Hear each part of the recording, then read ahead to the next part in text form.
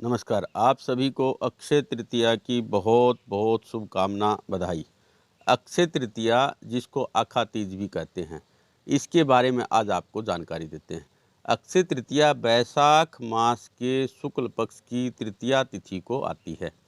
वैसे तो सभी 12 महीनों की शुक्ल पक्ष की तृतीया तिथि स्वयं सिद्ध होती हैं, लेकिन बैसाख मास पक्ष अक्षय तृतीया जिसको आखा तीज भी बोलते हैं, ये सभी कार्यों के लिए स्वयं सिद्ध मुहूर्त माना जाता है। इस दिन भगवान परशुराम का जन्मोत्सव भी होता है। मान्यता है, पौराणिक मान्यता के अनुसार अक्षय तृतीया में किए गए शुभ कार्य, विवाह, गृह प्रवेश, वस्त्र आभूषण आदि की खरीदारी, भूखंड, वाहन आदि की खरीदारी से संबंधित कोई भी कार्य अगर किया जाए तो वो अक्षय रहता है। इस दिन किया गया पुण्य और पितरों का कार्य आदि भी वो भी अक्षय होता है। गंगा स्नान आदि का भी इस दिन बहुत महत्व रहता है। अक्षय तृतीया अगर पूर्वान्न व्यापनी भी हो, मध्याह्न व्यापनी भी हो और अपराह्न व्यापनी भी हो, तो ये अपने आप में और अधिक महत्वशाली हो जाती है। इस बार अक्षय तृतीया 22 अप्रैल 2023 को है, क्योंकि अक्षय तृतीया इस बार पूर्वाह्न में भी अक्षय तृतीया है, यानी सुबह के टाइम भी है, मध्याह्न में भी तृतीया है और अपराह्न में भी है।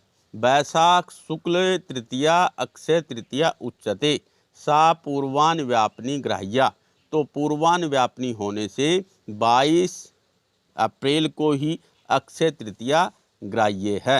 अतः इस दिन किया गया पुण्य कार्य अक्षय होता है। शास्त्र में वर्णित है कि इसी दिन सतयुग, त्रेता आदि युगों का भी प्रारंभ है। ये युग तिथि भी कहलाती है और मान्यता है कि इस दिन ककड़ी, चने, दाल इत्यादि का दान करना भी श्रेष्ठ होता है और ब्राह्मण भोजन भी बहुत श्रेष्ठ माना गया है। दूसरी बात, अक्षय तृतीया बसंत ऋतु खत्म होने और ग्रीष्म ऋतु प्रारंभ होने का भी पर्व है। इस दिन जल से भरे हुए घड़े, कुल्हड़, सकोरे आदि भी दान करने का बहुत पुण्य है। अक्षय तृतीया को भगवान विष्णु और लक्ष्मी जी का पूजन श्वेत पुष्पों से करने का विधान बताया गया है। भविष्य पुराण के अनुसार इन तिथियों की गणना में सतयुग और त्रेता युग का प्रारंभ भी इसी तिथि से माना जाता है। भगवान विष्णु ने नर और नारायण अवतार, हयग्रीव अवतार और परशुराम जी का अवतार भी इसी तिथि को अवतार भगवान ने लिया था और ब्रह्मा जी के पुत्र अक्षय कुमार का भी आविर्भाव इसी तिथि को हुआ था। तीर्थ स्थल है अपना बद्री नारायण जिसको बोलते हैं, उसके कपाट भी इसी तिथि में पुनः खुलते हैं। और एक विशेष बात यह है कि वृंदावन में श्री बांके बिहारी जी के मंदिर में केवल अक्षय तृतीया यानी इसी दिन विग्रह के चरण दर्शन होते हैं, अन्यथा पूरे वर्ष वस्त्र से भगवान के चरण ढके रहते हैं। धर्म सिंधु आदि ग्रंथों में अक्षय तृतीया अगर 6 घटी जिस दिन होए उसी दिन मान्यता है कि उसी दिन अक्षय तृतीया ग्रहण करनी चाहिए। इस बार अक्षय तृतीया 22 अप्रैल शनिवार को 6 घड़ी से ज़्यादा है, अतएव सुबह भी अक्षय तृतीया है, दोपहर में भी अक्षय तृतीया है और अपराह्न यानी संध्या काल में भी अक्षय तृतीया है। इसी दिन मनाना श्रेष्ठकर है। स्कंद पुराण और भविष्य पुराण में भी उल्लेख है कि बैसाख शुक्ल पक्ष की तृतीया को रेणुका के गर्भ से भगवान विष्णु ने परशुराम रूप में अवतार यानी जन्म लिया। और दक्षिण भारत में कोंकण, चिपलून के परशुराम मंदिरों में इस तिथि को परशुराम जयंती बड़ी धूमधाम से और बड़े उत्साह के साथ दक्षिण भारत में इस दिन मनाई जाती है।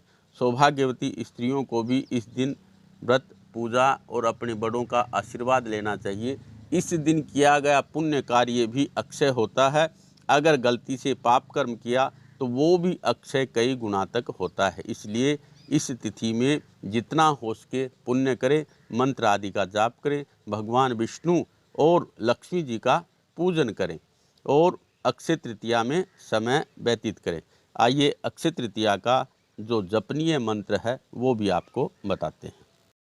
अक्षय तृतीया में आप इस मंत्र का 108 बार जाप करें। अगर आपके भाग्य में अवरुद्ध है, आपके कार्य में विघ्न आते हैं, आपके व्यावसायिक और आर्थिक तंगी से आपको जूझना पड़ रहा है, तो आप इस मंत्र का 108 बार लक्ष्मी जी का पूजन करके जप करें। मंत्र इस प्रकार है, ओम नमो भाग्य लक्ष्मी च विद्महे अष्टलक्ष्मी च धीमहि तन्नो लक्ष्मी प्रचोदयात्।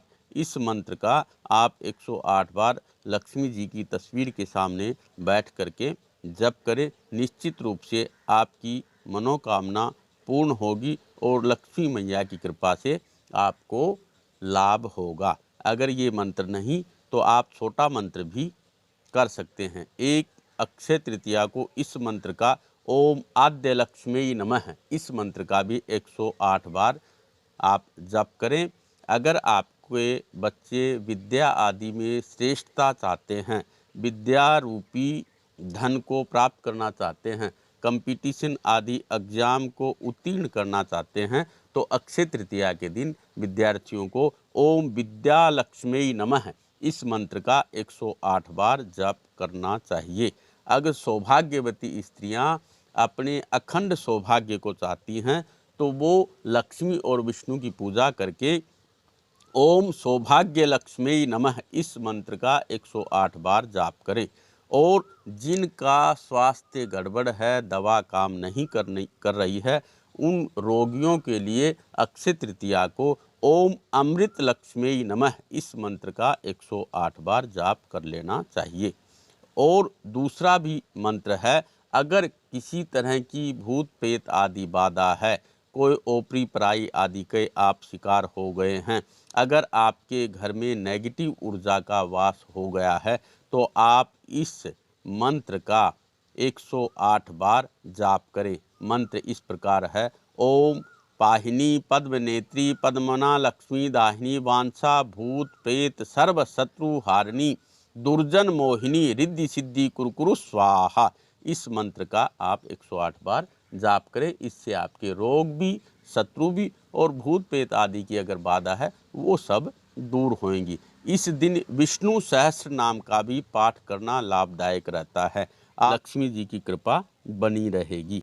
अक्षय तृतीया को आप सोना खरीदना चाहते हैं, श्रेष्ठ होता है सोना खरीदना, तो आप ओम ह्रीम ह्रीम श्रीम लक्ष्मी वासुदेवाय नमः इस मंत्र को बोलते हुए सोने को खरीदें और श्री सूक्त का पाठ सुने।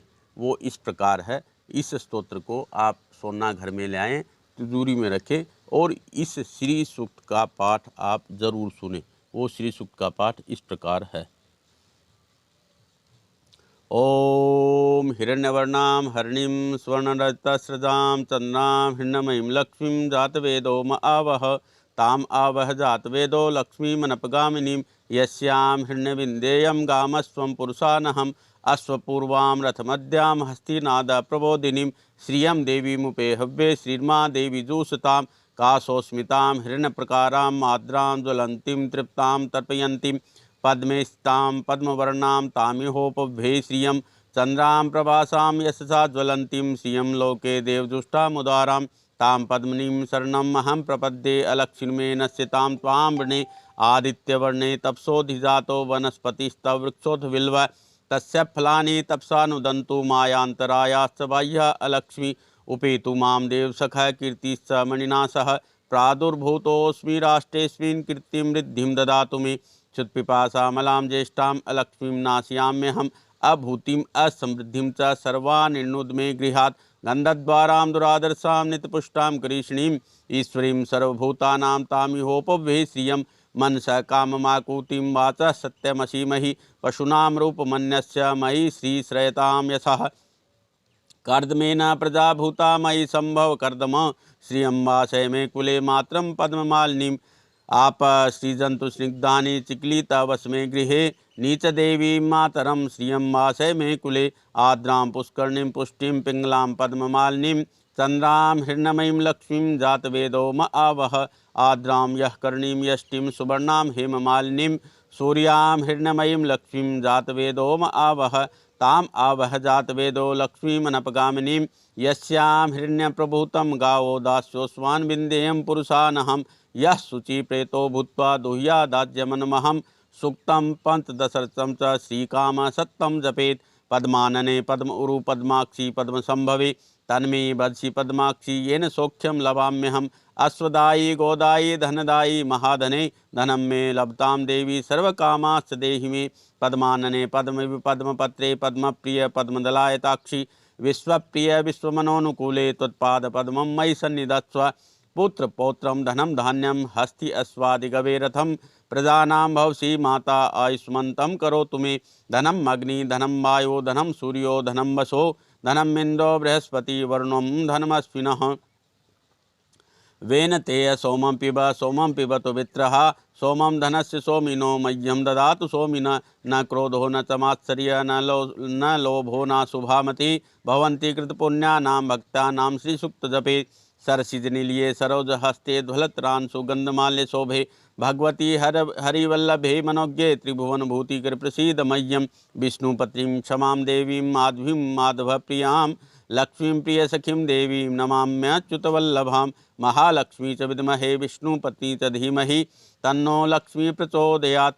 ओम श्रीर्वर्चस्वमायुष्यमारोग्यमाविदाक्षो मानं मह्यते धान्यं धनं पशुं बहुपुत्रलाभं सत्संवत्सरं दीर्घमायुः अस्तु दीर्घमायुः। इस तरह इस लक्ष्मी सूक्त और श्री सूक्त को आप 8 बार नित्य पढ़ते रहें। आपके घर में धन की पैसे की कभी कमी नहीं रहेगी।